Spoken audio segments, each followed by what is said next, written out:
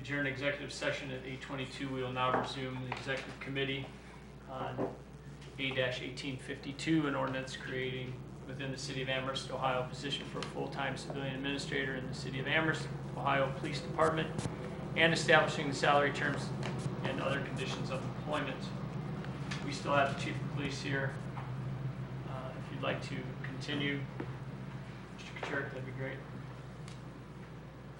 Yeah, I'll see if there's any questions. Thank you. Mr. Ventura?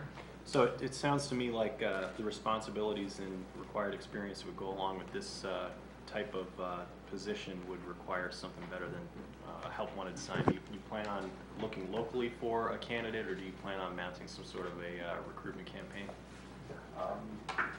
Historically, I have focused on getting the best person that I can possibly get for any particular position, whether it's a new patrol officer or a bike patrol officer. We've developed multiple systems to vet out that right person, and this would be the exact same thing. We'll set up a system, we'll identify what we need, and move forward from there. But it's what we're not going to do is hire somebody with no experience and somebody that just woke up in the morning and said, well, maybe I'll apply for this job. So there's going to be some criteria, and we'll do a little bit of research on that, but I've done this enough over the last 7 or 8 years that it's worked out quite well when we've changed our hiring and our process to seek out the best person that we can find for any particular job or assignment. So. Thank you. That's all. Thank you, Mr. Ventura. Mr. Dominski? Thank you, Mr. Chairman. First, thank you for meeting with me the other day. It was appreciated. I'll admit I didn't expect to go for 2.5 hours, but thank you. A lot of what we talked about then and even earlier tonight, and I think this is just more confusion on my part about the difference between those in the sworn positions and those in civilian positions. There was a lot of discussion on the high risk, low frequency type events. This person would have nothing to do with the training or policies related to those events, though, correct? Because those aren't... No, there are high risk, low frequency events that happen on the civilian side as well. I probably stopped short of identifying some of those. I can if you want me to, but it's very similar type of things. Officer involved pursuits, weapons calls, officer calling for help over the radio, or engaging their man down button. Things that they don't do every day, patching radio channels together. There's an incident at the school where we listen to the school's radio traffic, and they want somebody says, "Hey, patch our channel to their channel." They don't do it every day. There's a potential problem there. So okay. It's really focusing on those high risk, low frequency types of things on their end. And there's a whole host of those. And then really a large benefit to those other ones for the police or from the sworn side then is that by not having the current lieutenant be responsible for those policies, he's going to free up his time in theory to do the policies for the sworn officers. Correct? That's part of the overall plan, yes. Okay. The other thing, and this is something which I had thought about earlier, I needed to kind of think things over. We've talked a lot about training and the need for that, and how this position could eventually expand into other areas to free up sworn officers for being on the patrol. I do wonder though if, especially there's going to be a heavy upfront time commitment to this as they kind of get caught up on all the policies and things like that. I think my biggest concern is that once we create a position like this, it exists forever. I don't know if this is something that we can say this position exists for 5 years or something like that, and then we need to circle back around and verify if it still needs to exist at the current salaries and everything. But if there was some sort of time frame, I think I would feel more comfortable on it at least. I do understand the need to have training for both civilian and non-civilian, and I appreciate the fact that that's something you're pushing. I'm glad you are. That's something you should be pushing. I don't know. I wonder if this has a lifespan of a certain time period, and then afterwards we're almost finding work for them to do. Yeah. So if I can address that, the idea that we put a time limit or a term limit on it I think would be counterproductive in the sense of who is going to take a job that has a potential term limit to it. If we're going to want the best of the best, if that's what we're looking for, then somebody might leave another career to take this career or something like that. I think if there was any discussion of this is only good for a certain number of years and then we're going to reevaluate it, I think we'll be limiting our pool.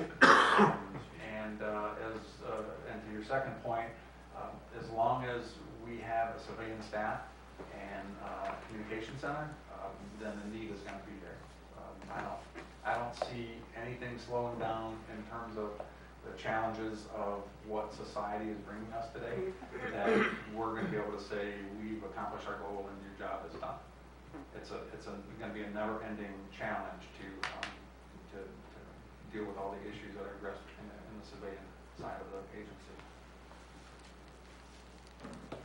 Okay, thank you. Thank you, Mr. Demitsky. I think Mr. Demitsky hits on a very good point, and that is how we set this up. You know, we talk about being able to hire somebody in, and will they take a job if they know that that position may not be there. We see that in a lot of industries. We see it even in education. We have X amount of students in this grade. We have X amount of students that we want to offer this particular course or subject, and if the decision is that we don't have the demand for it, you're going to get riffed. You know, it's part of how it works. And if you're not going to protect this position under a civil service protection or under a contracted sworn-in officer into in a fraternal order, maybe a contract, the union-based contract, then yeah, I would say that they would be a little concerned about taking a position. But I do agree that once we train and we get this young staff up to speed, now we're looking for positions, and is that lightening the load?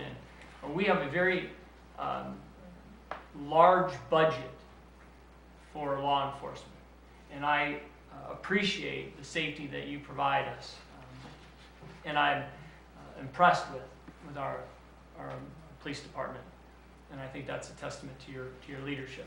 But I also have a duty to our taxpayers and our constituents to not see this continue to expand, this budget. I mean, you go back to 2010, you go back, just to 2010, we had, what, 19, 20 less students, or excuse me, less citizens, and we're still at 12,000. Maybe the next census will bump up a few. We'll see how that goes in 2020, but I don't see our crime going up. Yes, we have an opioid problem. It's just a shift, but that's something that it's just a different issue.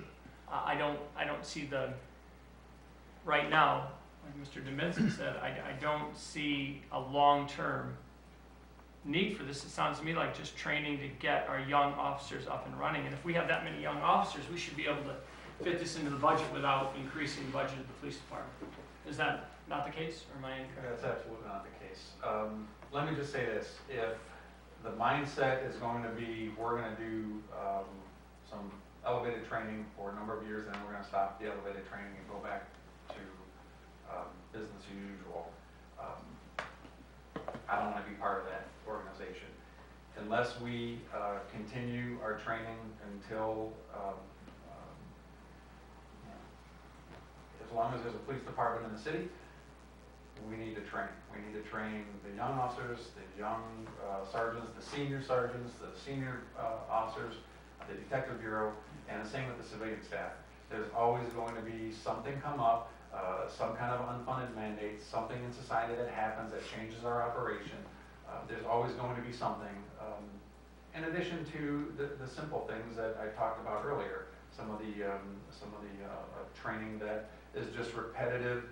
Make sure that you know how to do this, or you know where this is at. It's just going to be the nonstop type of challenging and training from here until who knows when. So maybe it's not a finite date.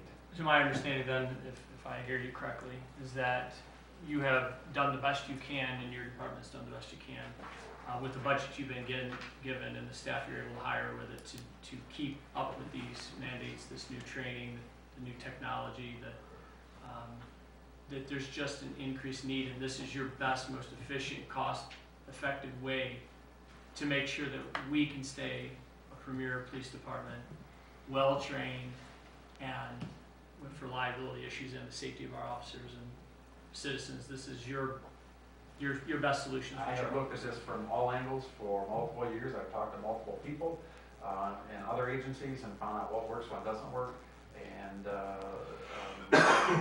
I'm saying that the trend has been for years, especially larger agencies, Dallas and New York and LA and all the civilians that they employ to actually go out and process crime scenes and things that our detectives do, they're having civilians do.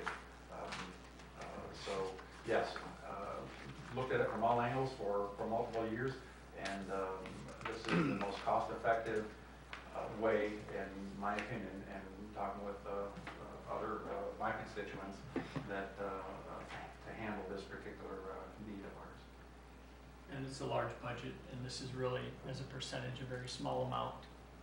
And I get that. I just want to make sure that if we're going to make a decision and vote on that, we have all the information. We have a couple more questions from our council. Mr. Dominski. Thank you, Mr. Chairman.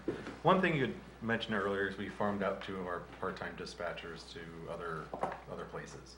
Could we unfarm them and bring them back? No, it wasn't the part-time dispatchers, it was the full-time dispatchers who were assigned other responsibilities besides dispatching, and then we filled that seat with some of the part-time dispatchers that we have. So we've kind of increased their hours quite a bit because we found more tasks for them to do that would alleviate other people from doing them. So it's just again, getting things done at the best possible level that we can. So it wasn't the dispatch of the part-time that we sent off to do some of these other things. It was the full-time, and then the part-time filled in that chair for them. But the full-time ones that are farmed out are still on our payroll? Yes. Well, farmed out from the standpoint of doing evidence, doing data input, doing records, working on policy, things like that. There is one situation where we have a liaison between us and the court, and maybe Tony or Frank can talk about that and how that's paid for. But Okay. Thank you, Mr. Dominski. Mr. Cowger? As far as this position, it's being created, it's not under civil service protection, it's not under any bargaining representation, correct? correct. Ohio is an employment at will state, I believe. So if at some point this position is no longer needed, I believe that the city could just drop the position. They have no protection under anything that would create the position forever. If the position is no longer needed, I believe that all the city would have to do is say the need for this position is no longer there.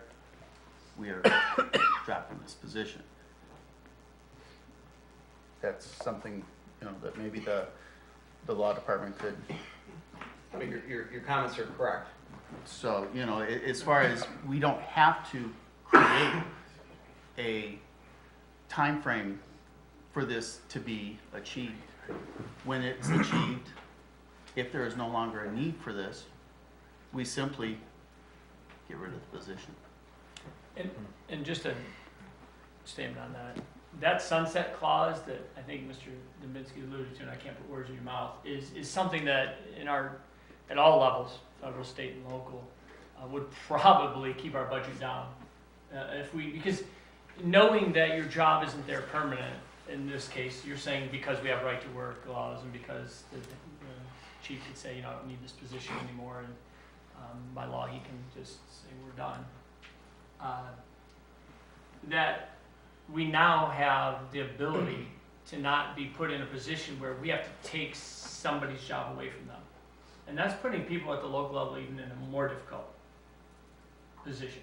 Because if you come in here and the council says, we'd like to see that budget down or whatever, well, now you're you're taking a job away from somebody, and that's really not what it's not gonna put us in a position where we would see that. That's why they put the sunset clause on a lot of legislation, or they try to, so that it'll have to be revisited and said, you know what, we're not gonna bring it to the floor, and we're not gonna vote on it, so therefore we know at the end of 25, this position won't be there until somebody can come back and prove it to be needed. But, and I get that, so. Mr. Nahorn? Thank you, Chairman. Just briefly, thank you, Chief, for extending your schedule and reaching out to council. And had a good meeting with you the other day and opportunity to tour the facility, which is very enlightening. I had wanted to take a chance to get over there and see the facility, and this just made it happen more quickly, so appreciate that. What you're saying, having a lot of good discussion this evening about time frame. Training's not going away, correct? This is something that's going to be ongoing in the foreseeable future. I hope it doesn't go away. Right, so it's, yeah. And so this is something that all the officers and whoever needs that training, that's going to be something that's going to just continue to build up. So, so this position would really allow for that opportunity to be better fulfilled. Thank you. Thank you, Mr. Nahorn. Mr. Winarski? Thank you, Chairman Miller. I'll try and keep this briefly. And again, thank you again for meeting with us the other day and coming down here. Greatly appreciated. Did I understand correctly, this money does not exist in the budget right now, and it has to be pulled from the general fund or reallocated from the general fund, or where would we be getting the money from to pay for this? Right now, all that's going to be in front of you later tonight is the early budget. It is not in the interim It's not in budget. the interim budget. There's going to be plenty of room for this in the final budget. We're not going to cut any other areas. Estimated resources are looking good, so you will see a balanced budget come after the first of the Not year. approved. Yeah, but there's nothing in this estimated budget, for early on. Okay. But there's enough money in there to accommodate for this for the first couple months of the year, Gotcha. if it did happen. Okay. Okay. The role of dispatch, I think we often think that a person that's working in dispatch is just receiving calls from us. They communicate with other law enforcement agencies. What is some of the things we don't typically think of with the dispatcher as far as their roles? A lot of paperwork, a lot of monitoring, the utilities office radio channel. We've got the school buses, they monitor all of their radio traffic now. Something that we work with the schools on, and has been multiple times that a school bus driver would call us on the radio, and we would provide assistance. A lot of paperwork, utilities, or we answer the utility, the dispatchers answer the calls for the utility-related issues. I think it's 72% or 73% of the hours in an entire year. The dispatchers answer those calls. Utility shutoffs, power outages, tree limbs, everything that, nights and afternoons and evenings, Saturday and Sunday and holidays. And I figured it out a long time ago, so it's stuck in my mind. It's about 72% of the hours in a year that they answer all the utilities calls. And again, we've records, record requests, public record requests, data input. There's one that's working on evidence now. We have one working on some policy issues that we've been trying to get up and going for a year and a half. So we're making a little bit of headway, but it's taking a long time. So those are some of the key things that they do. They're also the first point of contact when someone walks in the building, aren't they? They are the first meet point and of greet, contact.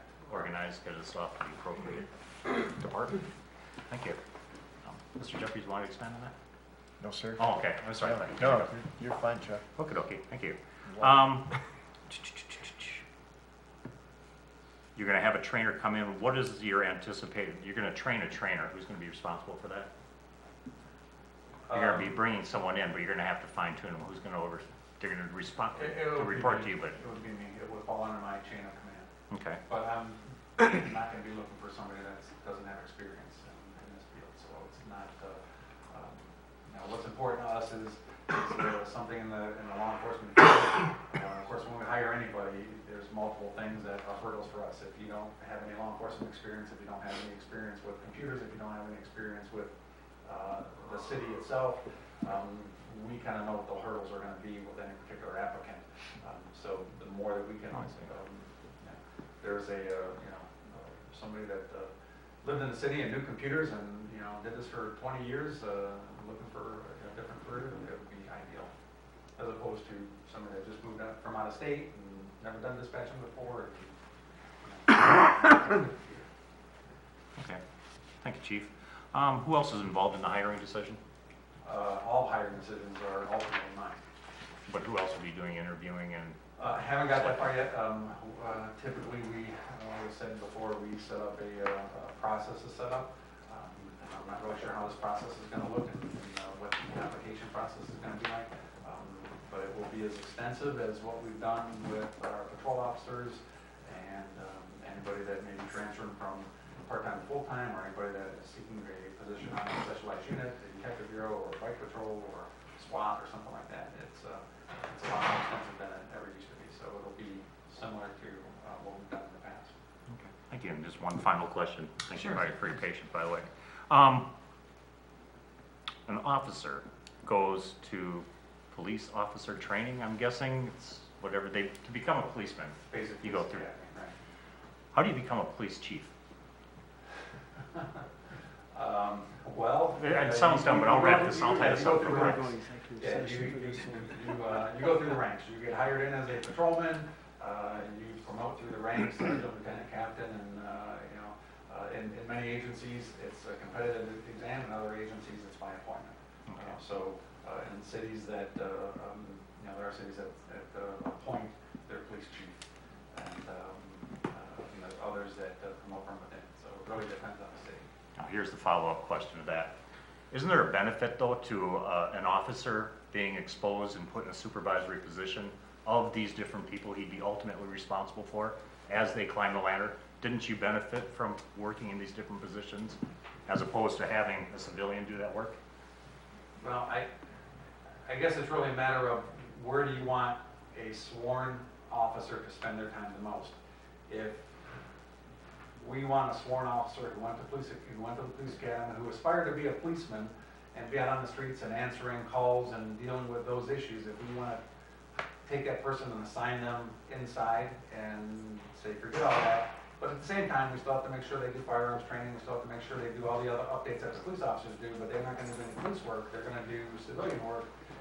It's not a very good use of resources to set that scenario up. I know agencies do it. I know they've done it that way for years. And I think people are starting to break away from this, from the agencies that I've talked to that have already broken away from using sworn officers to run civilian divisions. Those that have broken away from it have said it's worked out great, and there's others that have, a few contacted me and are watching this to find out exactly how it works. And I've been contacted by some other agencies in our county that heard we use civilians to do evidence, and they use higher ranking people to do their evidence, and they're spending a lot of money, and they want to civilianize like we did. So I don't want to say we're the trendsetters, but I didn't invent this philosophy. We're just capitalizing on it. Okay. Thank you. And I don't doubt that there's a definite benefit to having this. I really wonder if we're losing something by taking this away from an officer, the exposure, the experience of working in that environment, understanding what their obligations are, what the role is, and not having, giving it to a civilian. So that's where my question is. If I can, we had this conversation about when we were talking about sending somebody to a police crime scene photography, and a lot of agencies use civilians for crime scene photography. Usually that's what their focus is, that's what their expertise is, and they don't have to worry about evidence collection and all the other things. So we had this conversation a couple of years ago, and that's one of those things that you could use an officer for, you could use a civilian for. Many departments that are bigger than ours are using civilians for not only crime scene photography, but evidence collection and evidence processing and all those things. So to a point, you're correct, but there are those things that are definite divisions or tasks that are simply it's pretty much agreed that you don't need a sworn officer to run a dispatch center or records. A civilian can do that easily and sometimes a lot better because they're more invested in it and they don't really care about going out on the road, answering calls and getting in chases and all that kind of stuff. So they're focused on their task, not what they really wanted to do when they started their career.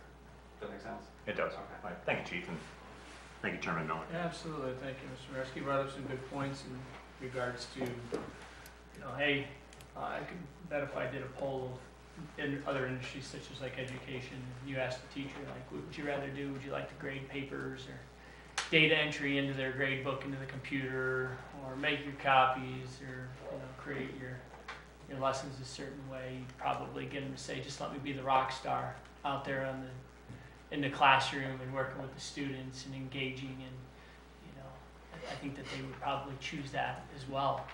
But that's just part of their job. It's part of the things that we have to do. Some of these things I understand that would be more cost effective. But I do see what we're looking to do here. And just Mr. Winarski had asked about how you advanced it to chief, whatever. Don't you have to take a test to go from patrolman to sergeant, or is that just a lieutenant says, I like this guy, he's my next sergeant, or the chief says, you know what, we're picking you over another person? How do you choose a sergeant and then a lieutenant? You make a commitment to sit down and study with a stack of books at your side, and you read and you read and you read and you memorize and you study, and you hope you do very well on the test, a competitive exam, and that process seems to work out. Are those competitive exams created to make sure that you understand policy code, procedures, so that you can handle different situations? Not really. So what do they just weed out? Every promotional exam I've taken, especially early on in the early 90s and 99, 2000, you get a stack of books, and they're not very relevant to your state, your area, your city. They're written by the people that are known worldwide about police organizations, and they kind of have a concept of a big organization. They're not necessarily geared toward your organization, your state. But I have gone back and looked at a few of the books since I became chief in 2011, but it's not very often. Do you have any further questions? Administration, council? Chief Kuchar, we appreciate you taking the time, and the most refreshing thing that I got out of this is that not only did you and I sit down for quite a while, that so did many of the other council. I think that shows the city and its residents that we really care when it comes to law enforcement safety and our budget. And I think that says a lot about the mayor and his staff, Mr. Jeffries, and really meetings 12 times, 6 times, whatever amount of times. As I said, it probably seemed like 12 times to Yeah. the chief. It was probably closer to 6. Don't worry, they'll catch Thank you on you, those Chief. numbers sometime. And, or whatever, and I think that that's important. And I support your efforts to keep us one of the premier law enforcement, keep us safe. By no means do my questions, I can't speak for the rest of the council, but by no means do my questions are a mandate on your success or failures or where we're at or where we're going. It's just trying to get a good grasp and allow everybody else to see what we're trying to do here and why we take the time to spend a good sum of money in addition to what we're already putting into our law enforcement department. So thank you very much. I really appreciate you being here. Thanks for the opportunity. Absolutely. If we have no further questions, I would go ahead and entertain a motion of any sort that would either allow us to take this to the floor, table it, or... Yes, Mr. Ventura? Move to send this on to the floor of council. Give me one moment. I will... and Mr. Cowger? Second. I think we're going to do a roll call vote on this. If there are no further questions or comments, we'll go ahead and take a roll call vote. Mr. Dominski?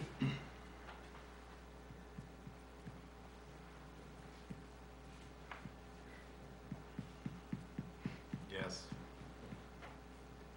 Mr. Cowder? Yes. Mr. Janik is absent, so we'll go on to Mr. Van Turen. Yes. Mr. Nahorn? Yes. Mr. Winarski? No. And I just want to make sure that I read this correctly. There is no emergency on this at this time. Correct? In that case, I'll go ahead and vote yes. With that being said, we have 5 yeas and 1 nay.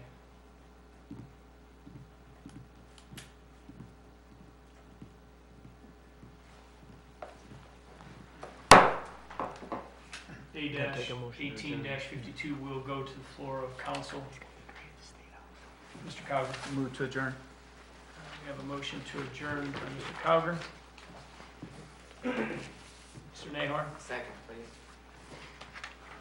second by Mr. Nahorn. All those in favor signify by saying aye.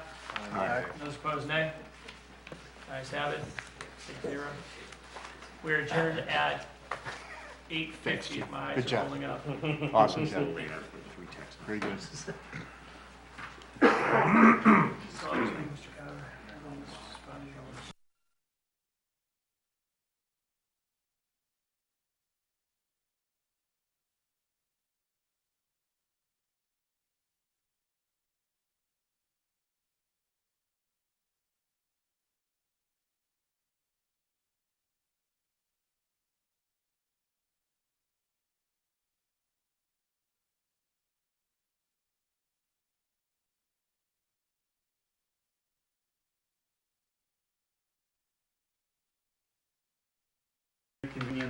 Reconvene the finance committee meeting at 8:55.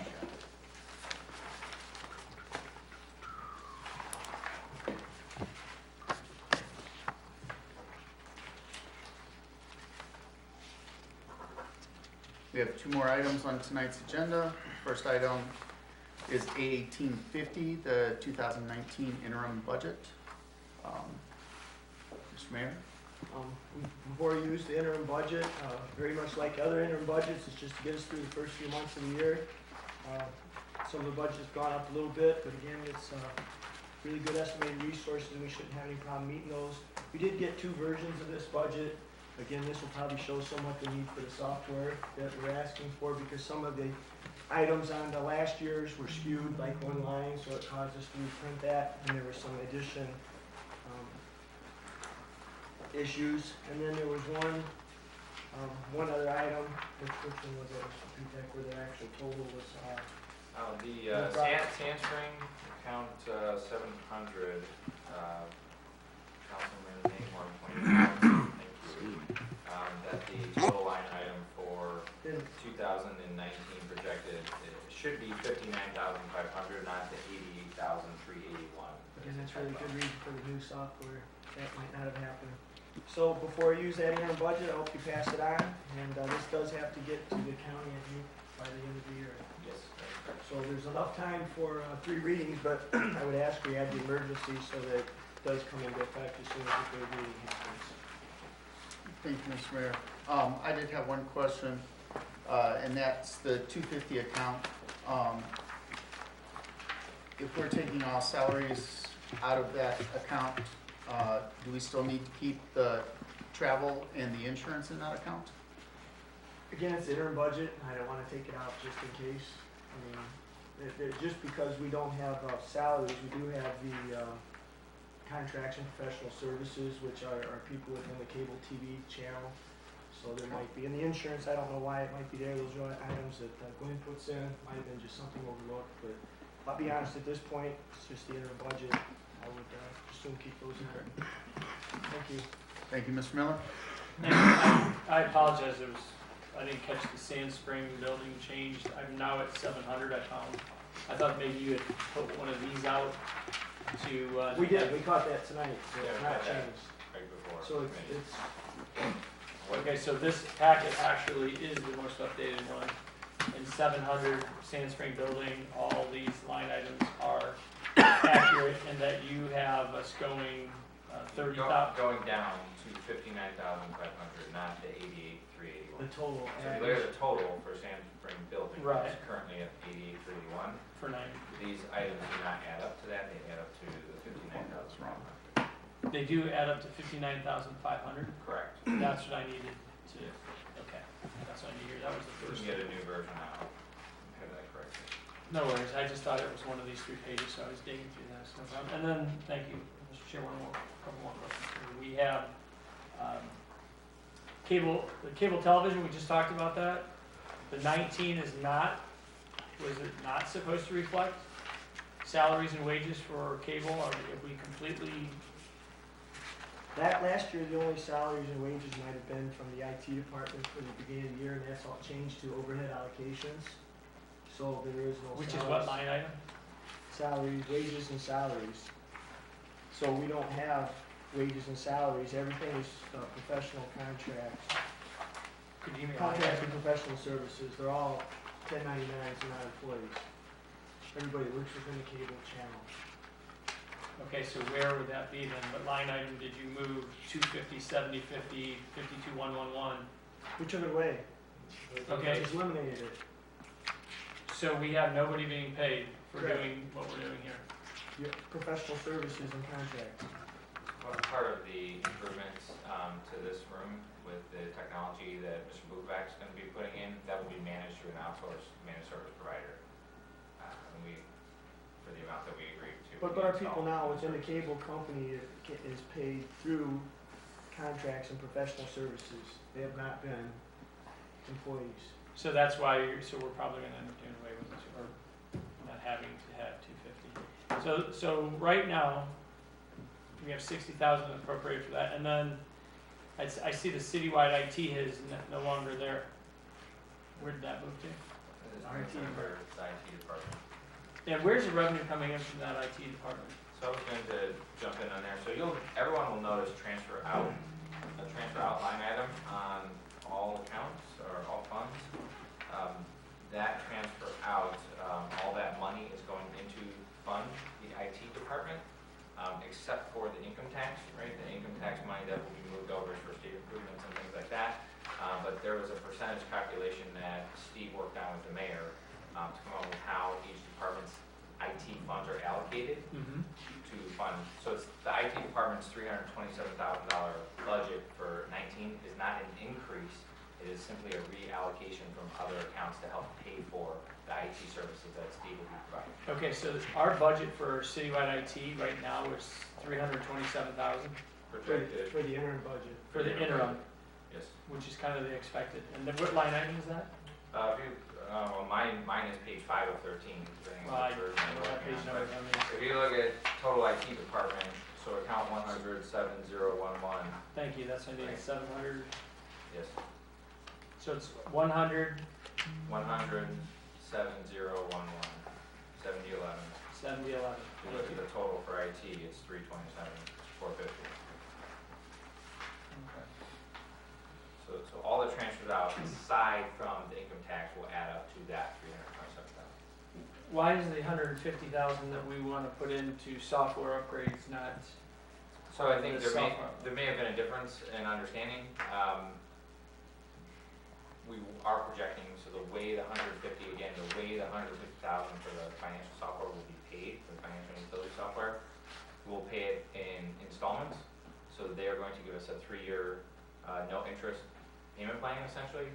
We will pay, it's essentially going to be broken down in about 5 separate payments. We're going to pay an upfront 10% discount of about $13,000, $14,000. After we get to a certain point in the implementation project, we'll pay $20,000. Right around go live time, we'll pay another $20,000. And then every year from when we sign the contract, we'll pay the remainder of that 150. So it's broken down then to 2 $40,000 payments in 2020 and 2021. So that 150, so all will pay out depending on when we sign. If it makes it through council and we sign, we will pay somewhere between 40 to 55,000 in 2019. That line item under the IT budget is under software. So you'll see a $90,000 software line item. Yeah, I do, it's So 100. right now, Steve's projecting to take 40 to 55 out of that to pay for this. So the earlier comment when we're talking about that, about it coming out of the cable. Mhm. We haven't finalized where, but right now Steve's projecting to take it out of the IT budget software line item, not out of the cable account. So I guess this question is for the auditor then, if you don't mind, Mr. Mayor, we'll go right to him. All our revenue right now that is collected, that goes directly and is dedicated to the cable fund, is that all going in there, and are we transferring any of that out? We will not be transferring any of that out. Right now, the money, and there's, the cable franchise fees typically do go to the franchise line item for the cable account. There's no councilmatic action that requires that. In the future, that might change, depending on the needs of the cable company. But right now, that money from the cable franchise fee from the first cable franchises has been going to the cable account. We And that's all the cannot funds that- transfer And you it out. cannot It's a transfer special that revenue out account, so we without, cannot you can transfer use it within that account, but you cannot transfer it out. Right, and so thus, when I heard that we were going to use $150,000 and we were gonna pull it out of the cable So we account. could pay for it out if it's deemed necessary, and we can find the reasons for it to pay out of the account. We can't transfer out of it into the IT fund to the account and then pay for it out of it. So could you nickel dime this account and stay under 50,000 and just make payments and not come to council for councilmatic approval to draw off this cable television fund? No, it's $150,000, whether you pay it Right, three but I'm payments or saying, 10 payments, it's because- $150,000. what I'm saying is this is being, this cable television account's getting robbed for things that I don't believe are set and intended when this account was set up and what it was deemed for. So this software, hearing that it's not coming out of the cable account is music to my ears. I'm not saying it's not coming from that's a plan B. So if the law department gives us approval, like it has in the past, and council has approved items in the past, Right. probably less fitting than this software. That's my first avenue of the best place, the most prudent way to pay for this, that it's not gonna hurt other departments. So that would be my first choice. I could understand information or whatever, getting to our citizens and paying for that, whether it be hardware, software. We had a presentation in here, good use of the money. But I'm not quite sure that this would be a part of it. And then, Mr. Pecora, how could we have guarantees? How do we hold an administration? How do we as council hold administration to that idea that this cable television account was set up for our citizens to be able to access their local government? You're asking how? Yes, I mean, like, what are ways that we can, Well, council approves, ultimately approves. We've been utilizing the fund for technology, communication, cable-related purposes for a number of years. Council has approved that. I think council holds the key to making sure that the purposes as espoused by the administration is appropriate pursuant to those funds. so when in other words, and I guess I know what my answer is, but I'm just trying to make sure you kind of put it out there, or at least I hear from somebody other than me. And the fact is that if we approve this budget, we're approving him to spend it the way he wants to spend it. Well, in the budget, no, not necessarily. Because we have a capital outlay right here of $150,000 on the cable Well, that's television. mostly, that's a lot of that money is your cable, your upgrade for this room that you've been asking Right. for. So, 50,000 perfect. is that, 50, so what's the other 100,000? for things you might need. You might need cameras. The money's there, so you don't necessarily have to spend it. Right. So the money's there in case we need it. And my goal would be to spend some of it for this technology upgrade. You've approved those in the past, and if for some reason you choose not to do it this time, I've got plan B, and I'll overhead allocate it out of the out of the IT department. So I've got two different means of paying for it. The first avenue I'm going to pursue is the cable account, because it's been done in the past, and you have approved those type of purchases in the past, so there's no reason for me not to try that. We've approved more, once again, those that are closer to the ideology we need to set aside for the cable television account. So the $150,000 there right now, you believe that most of that money is going to be for the upgrades here in council? $50,000 of it. So we had a $50,000 in 2017, we have $60,000 in 2018, now we're gonna have another $50,000 extra. What do you have plans for that $50,000? You never know what that kind of stuff's going to, look at the final budgets, they're gonna be that much or more. Look at the year you funded the police department, there was probably 350,000 or $500,000 that you approved, that was in that line item from the cable fund. So 150,000, you can't guess what all your expenses are gonna be completely, you have to project those. There's plenty of money in that balance, there's no reason not to ask it to be put in the budget. But we have a lot of other needs right now. You can't use needs, you can't use it for anything Right. but out of the cable account, so I can't take those needs out of that cable account and spend it on Oh, electric meters. I agree, but you even stated, and I want this on record, that you're saying if you need it for something other than cable television, that you will use it how you see fit. No, And I just I'll want use that it on record. as a law department sees fit and how council will approve it. I can't do it And thus I otherwise. asked Mr. Pecor to let me know, how would council approve that each time? Well, If he keeps it under 50,000, right, he wouldn't have to come to council approval, would that be I correct? understand that the ordinance will say that the funds are coming out of that account. So if the council were to say, no, we don't want funds to come out of that account, then we'd have to come back to council with some other And my understanding is that at what amount? $150,000. The ordinance is gonna say, council authorizes the payment of $150,000 out of that account for those purposes. Okay. If that's What not is acceptable to what is the council. threshold where he has to come to council? $50,000. That's what I just stated. Okay, That was my all point. right, okay. So he could $50,000 this account all the way to zero. Could he not? Well, I'd ask. Mr. McCord, could he not spend under 50, could he not go, here's a $40,000 thing I want to do that I believe this is a good account to use for? And not come to council for approval on these? I guess if it isn't required to get councilmatic approval, and as long as it matches up with the category of what the funds are meant to be for, then I think it's appropriate. All this says is capital outlay. Oh.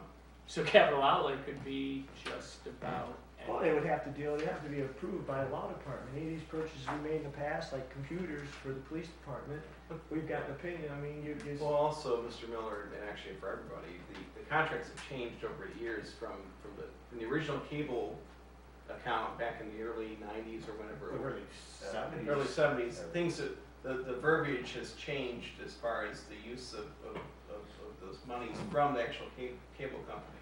So, I mean, we've looked at it, and we think we're using it for appropriate purposes. We're limiting it to technology and for communications. I don't think that correct me if I'm wrong, we've ever used it for anything else. for anything else or for anything that the council hasn't approved. As It's far as all I'm been, concerned. it's all been technology and communications.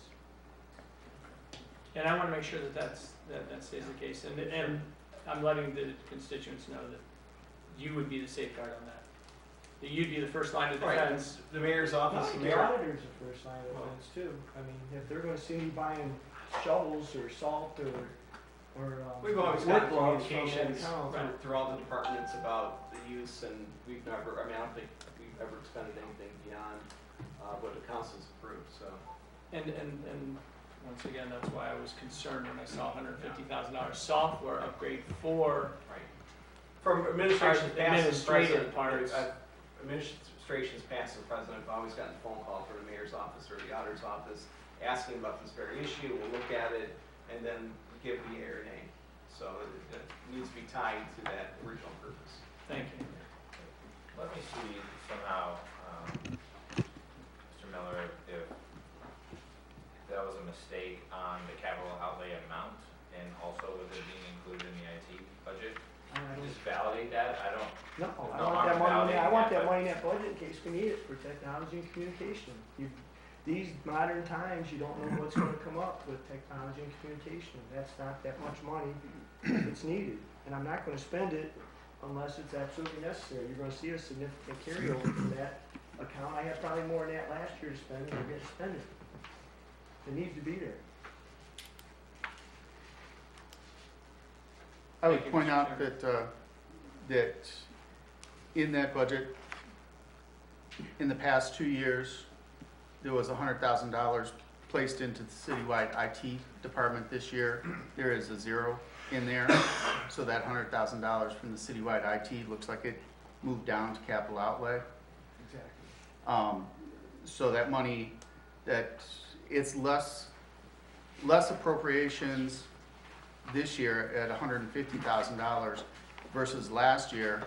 It was between the two line items, capital outlay and citywide IT, it was $160,000, which obviously got voted and passed. Yeah, we initiated a startup, because we knew there was gonna be a startup cost to go ahead and But those get funds our technology up were and running, available for so- a citywide IT, you know. And that was In to the be able to past 2 bring our- years, Our fiber in, those have been, there was you know- dedicated, they came to us and said what the IT position was going to be focused on, and how that was gonna allow for money to be spent on upgrading our technology. And upgrading not technology for software, for billing, and for payroll, and for auditing, and for analytics, but actually for the ability for us to get information out to the public and back to us, and that was the whole goal behind this. And I was good with IT money coming out of, some of it coming out of cable for upgrades for this, and some of it coming out of other departments. I think the mayor did a fantastic job of billing each department's budget a piece of that IT cost. And I think he did an excellent job of being fair to all his departments and saying, listen, we talked about the position over there at the police department. We have a police department that has a dispatcher working on computers and doing technology-based work, when we have an IT guy in an IT department that now can take that weight off of the police department and the dispatcher and free up some of her time to do some of the jobs that he needs done. I'm not buying this, let's poach the cable fund for something other than what it is intended, and I'm trying to hold to that. Thank you. Mr. Ventura. So maybe I'm opening a can of worms that I shouldn't right now, but the whole concept of a cable television fund seems kind of antiquated to me. I guess my question would be, why do we have a cable television fund anymore? Why don't we just have a communications and technology fund? Is that a silly question, or? I think that's where we're heading. I mean, and you might see that in my next budget. You know, I don't think we're quite ready because we still have a cable TV channel at this point. Well, it looks to me like And that's gonna be visited. the way technology is advancing, I mean, I'll say it, I don't think that cable television will be the best option for us to get our message out there and to communicate with the residents much longer. And to call this cable television fund seems a little bit silly to me when we're devoting so much of this to communication and technology that doesn't have to do with cable, and it leads to the kind of problems we have now where, well, you're not using that money for cable. Well, cable isn't the best choice for us to use that money anymore, so I would support changing the name of the fund. I actually think in the near future, you might see me asking to put the cable franchise fee in the general fund and use it for IT purposes. We already have an IT account. Most other municipalities put cable franchise fees right into the general fund. Yeah, I would fully support that. And that's probably where we're headed sometime in the future. But for now, if the law department says I can use those monies for technology, I'm gonna ask to use them, and if somebody on council says no, then we'll go to plan B. But I think that's our most prudent way to finance a project like this. Okay, thank you. Mr. Weinarski. Thank you, Chairman Kelger. I'm going to start with, I've got about 8 questions. I'm going to start with and end with the 250 account. Starting with, the funding of that is the poll fees. We now have 2 vendors paying into that, correctly? Cable franchise fees, not poll fees. Is WOW paying into that and Spectrum? Cable franchise fees, they're both gonna be, Okay. and traditionally, and there is nothing we can go back in history of council or any laws or ordinances that we made that forces us to put that money into the cable fund. We've been researching that through other administrations, and I think we've really come to the conclusion there is no reason legally why we've been doing that, but we just have. So the newest franchise fees are gonna be put into the general fund, and more than likely, I'm gonna be asking that any future franchise fees put into the general fund. I can't find no legal reason why we can't. Okay, but right now, WOW and They're Spectrum are both paying into? paying franchise fees. And that- Wow those are both probably being won't be the allocated, or first quarter just till one? next year. Okay. Well, they pay a quarter behind. Okay. Okay. That'll be my final question. I'll revisit that. Anyhow, We just talked about hiring a possible new person down at the police department. Is there any additional personnel additions in this budget? The reason, I'm just looking at like a department, for example, the building department. I've asked them to do 500,000 square feet of concrete. They've got 200 additional buildings coming up. We have absentee landowners that have grass in their building departments, busy, chasing that down. If there's a department that needs someone, I think it would be the building department. They haven't asked at this point, and they're staying on top of their job. I mean, the building department volunteered and asked for the sidewalk program, and he did a very good job running it. So at this time, I don't see additional needs this next year for staff there. If we do. And I don't doubt that any of our departments aren't doing a great job. Matter of fact, I think they're doing an amazing job. I was just curious if there's any plans. I mean, we just talked about staff. None at this so I time. Bring it up. Okay, thank you. Chuck? Yes. There is in the income tax department, as I mentioned to you before, and I'm gonna bring it back, we do have a need for another position in our office, and so that's why you see an increase in the part-time wages in the income tax department.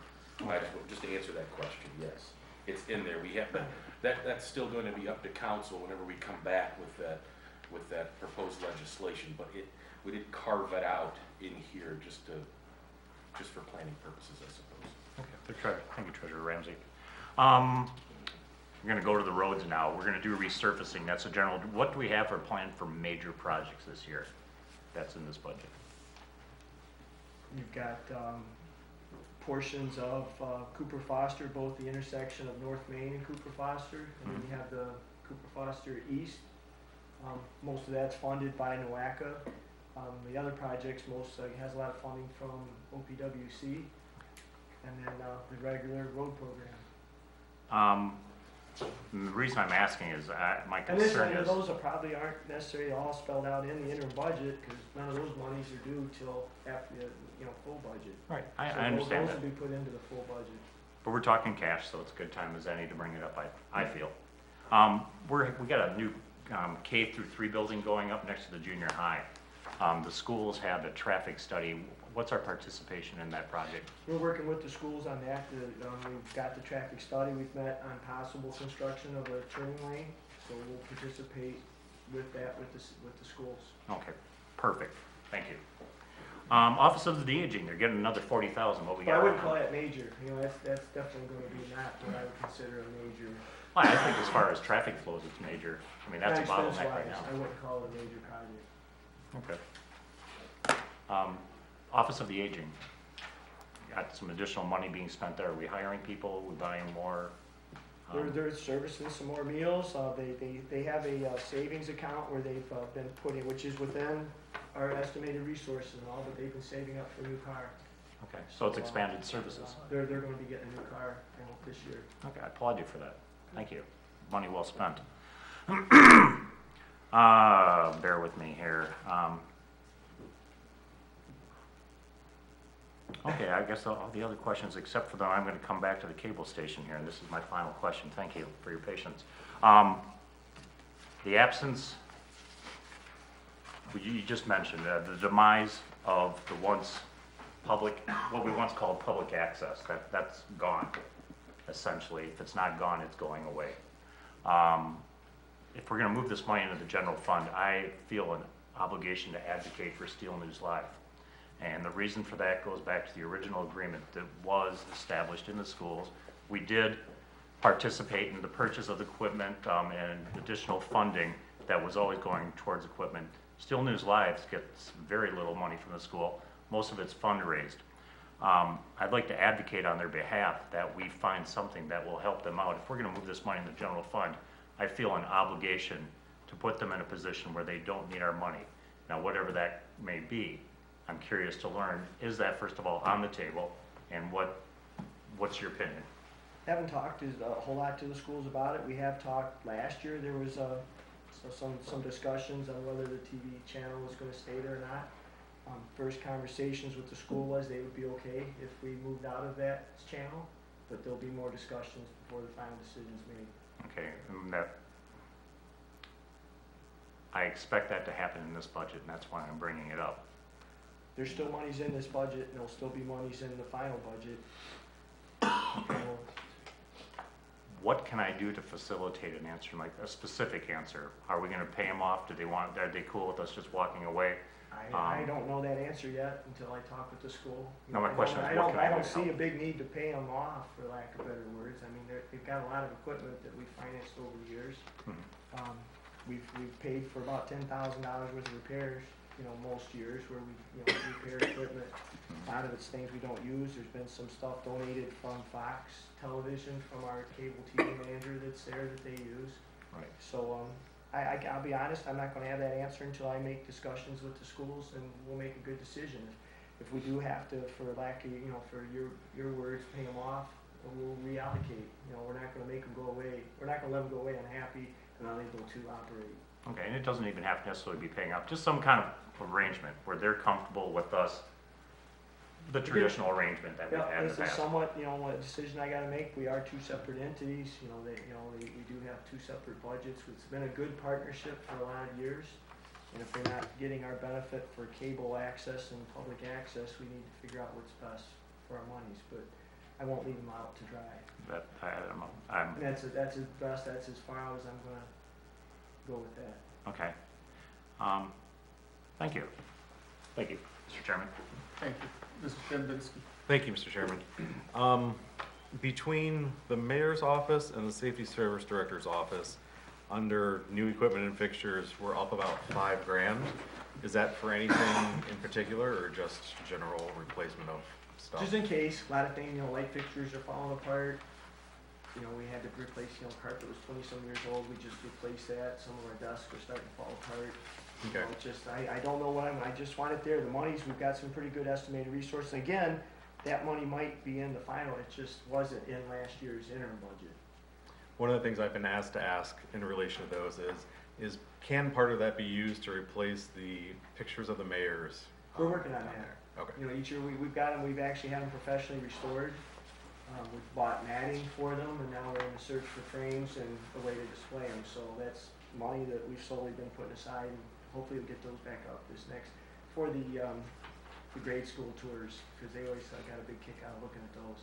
Excellent. Similar to Mr. Winiarski, I did notice throughout the budget, not any one specific account, that things related to street repair, street projects, whatnot, did seem to be up. So it looks like there'll be a busy year doing street projects. Again, probably interim budget. Last year, I think we removed quite a bit of stuff from the interim budget that would normally be there. We'll probably just back up to what's typical.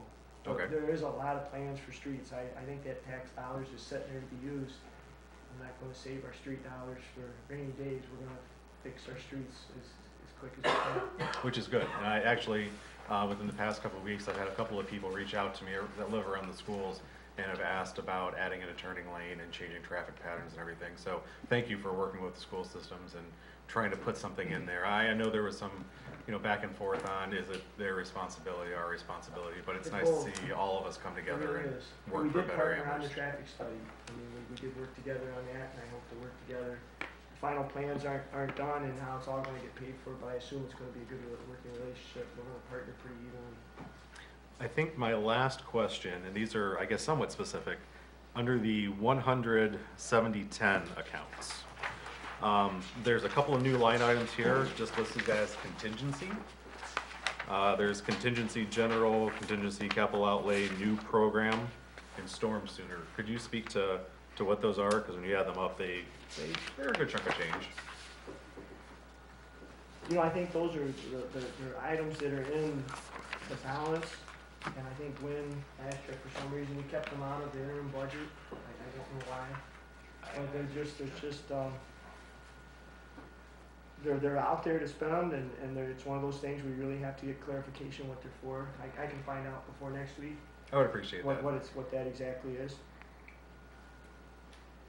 I would appreciate it. I think they're generally in the final budget, just didn't appear in last year's interim budget. Okay. Yeah, and I can double check before the next council meeting, but I would appreciate that, so. Thank you, Mr. Chairman. Thank you, Mr. Dembinski. Mr. Miller? Thank you, Mr. Chair. Park Trust 232, 3002525 1001. Last item, capital outlay, parking trust.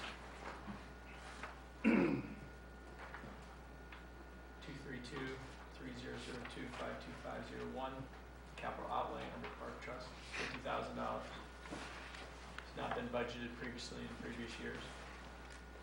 I think that was, because we also have the park fund, in which comes out of the general fund money. So typically that money, I think, does end up in the final budget when you have items. So we've got some things we want to do this spring in the parks. We've got some drainage issues where the flooding comes in off of the park, through the parking lot, right into the building. So I'm gonna fix some of those, and they might not get fixed this year. I've got some money left, but it might not happen this spring. That's one thing I wanna work on, but I just thought, the money's there in the park trust, and it's meant for improving our parks. So it's just an item that's typically not there, but we figured we'd start using it. But it's, if you look back, and I'll find out, look for sure, but I think there typically is money in the final budget there. There was the sidewalk repair program, you set $75,000 aside. Where are we at on that when it comes to budgeting? What do you think we have left to Say that again? projected for our sidewalk repair? Where are we at? I see you budgeted $75,000.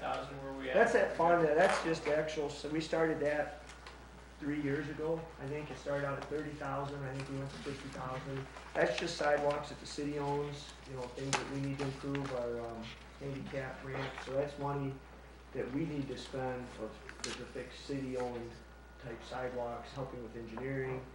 We had to spend money on postage, the plan, you know, that's just the money we spend assisting the other sidewalk program and doing stuff that the city owns. And so that's our piece probably of the sidewalk plan. So if there's residents or commercial that have to take care of their sidewalks, and That's all done differently. it abuts into That's at special programs and something somewhere else, there's a line item for that. Where are we at on that? How long are we gonna be budgeting for the sidewalk program? I would guess, it's probably a 3-year project, I'm hoping to get. We're 1 year in?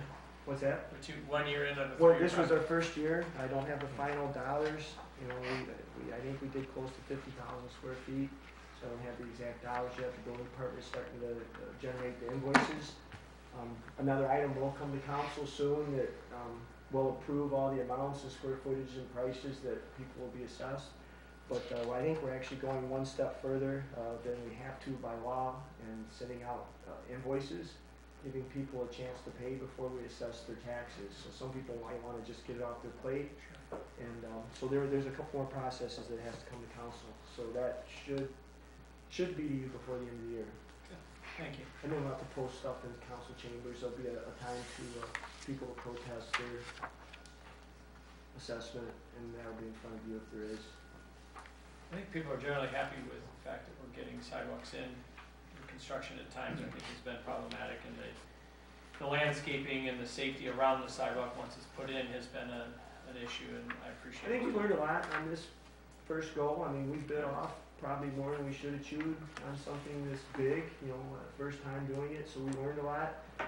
We did our own specs, we saved a lot of money by not using, you know, engineers to bid this out. So I think we've learned things to put in next year's bid specs.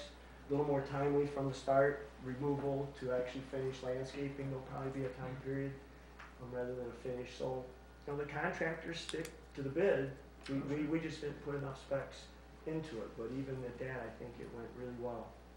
And I appreciate Mr. Jeffries and working on getting the city or the contractor out there to fix a lot of holes and take care of a lot of the things that fell through, and I appreciate everything you have done and all the phone calls. You're welcome. It was quite a learning experience, but You were gracious it'll throughout be, the whole time, so I appreciate it. it'll be improved next year. Thank you. Mr. Carver, I appreciate you. My questions, I yield that to. Thank you, Mr. Miller. Mr. Andrew? We can send this on the floor of council with the emergency as requested.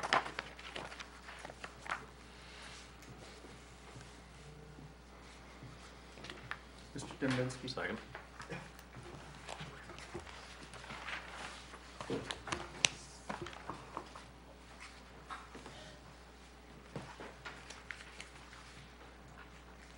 Any further comments or questions? Seeing none, there's a motion to take A 1850 to the floor of council with the emergency. All those in favor signify by saying aye. Aye. Opposed, like sign. No. Motion carries 5-1 with Mr. Winiarski voting no.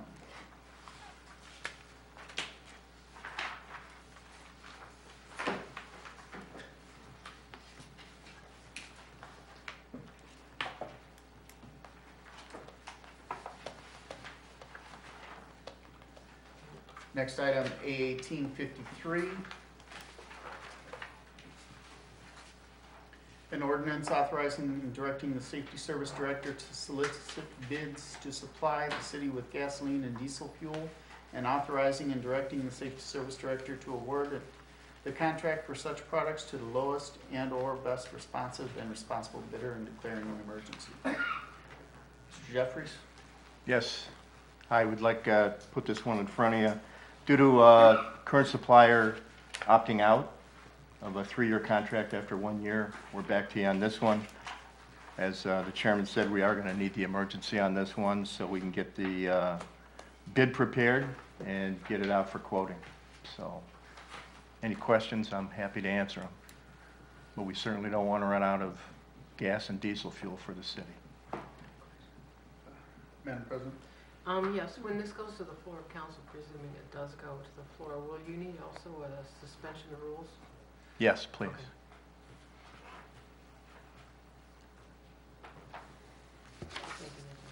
Thank you.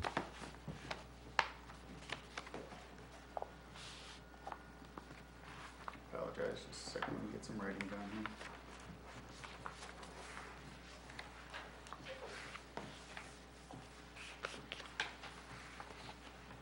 Mr. Miller? I'm gonna take this to the floor with emergency. Mr. Dembinski? Second.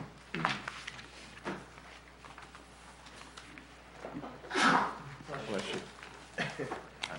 Any further comments or questions? Mr. Dembinski? Thank you. Do we know why they opt out? Why they opted out? I don't They think might- I don't maybe think they they, think prices are going Yeah. up. I mean, they have the opportunity, it has to, now, it gets to continue Yeah. if both the city and the contractor decides to. But they must just assume that prices are going to go up, maybe they have to bid higher. Okay, I was just curious. Thank you. Thank you. Thank you. Any further comments or questions? Seeing none, there's a motion to take A1853 to the floor of council with the emergency. All those in favor signify by saying aye. Aye. Opposed, like sign. Motion carries 6-0. Mr. Dembinski? Move to adjourn.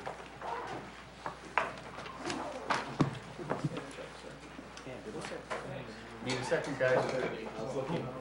So moved. Mr. Winiarski? Oh my God, I have one job tonight. You say that, I We have those in favor of adjournment, signify by saying aye. Aye. Opposed, like sign. Stand adjourned at 9:36.